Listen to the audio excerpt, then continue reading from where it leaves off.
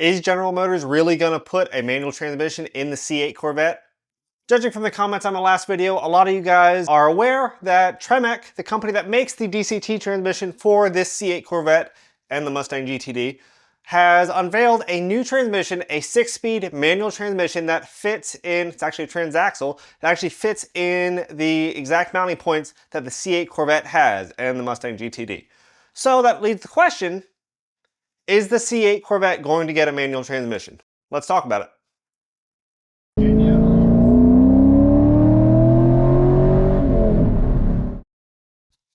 So in the week or two now since I've upgraded from my C5 Corvette to this lovely pre-owned C8 Corvette, I have been amazed by everything this car can do. With the mag ride, with the Z51, this car is stupid fast for the price. It rides incredibly well. It is everything a Corvette should be, but I feel like something's missing.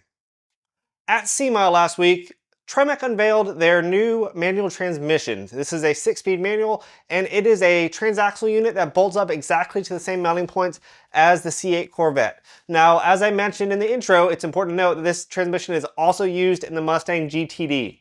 So making speculations about which vehicle it's going to go into, or if it's going to go into one, maybe is a little bit early, but there's a couple other cues that maybe point us to one of these cars being the preferred one. Honestly, I don't hate the DCT in this car. It is super fast. I drove a C7 automatic when I was looking at upgrading.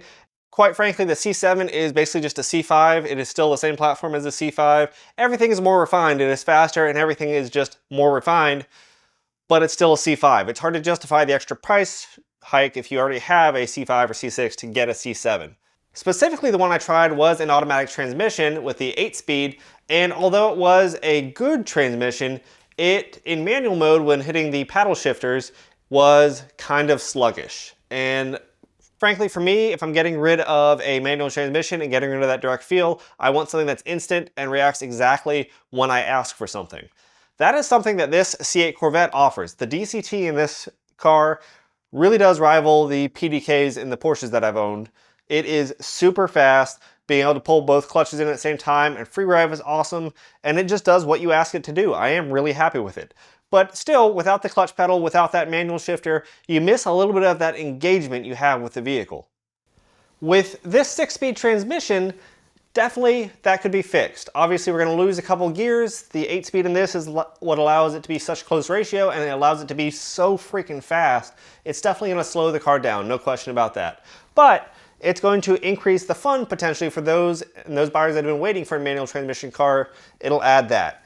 But what are the problems it has? So by putting the transaxle back behind the engine, back in the back of the car, transaxle's been back there for a while.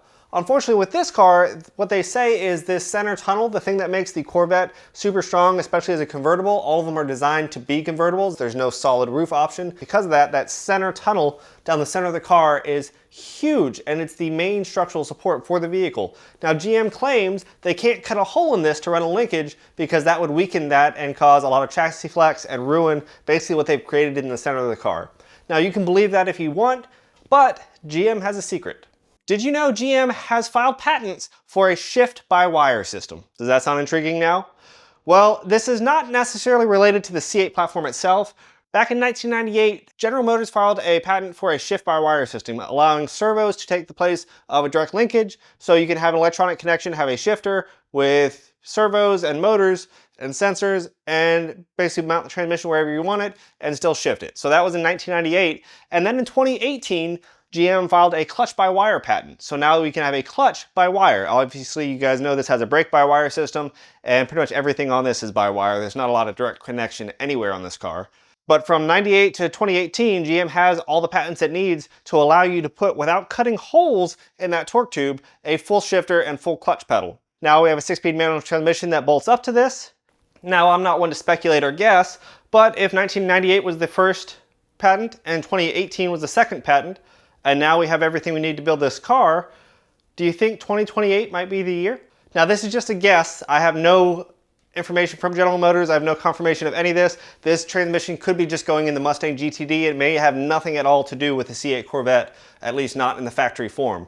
But GM having these patents, the ability to shift by wire and clutch by wire, now make this fully accessible to have a manual transmission in this car without cutting holes in the beloved center tunnel. That way it doesn't weaken the strength of the car. Is that what we're gonna see?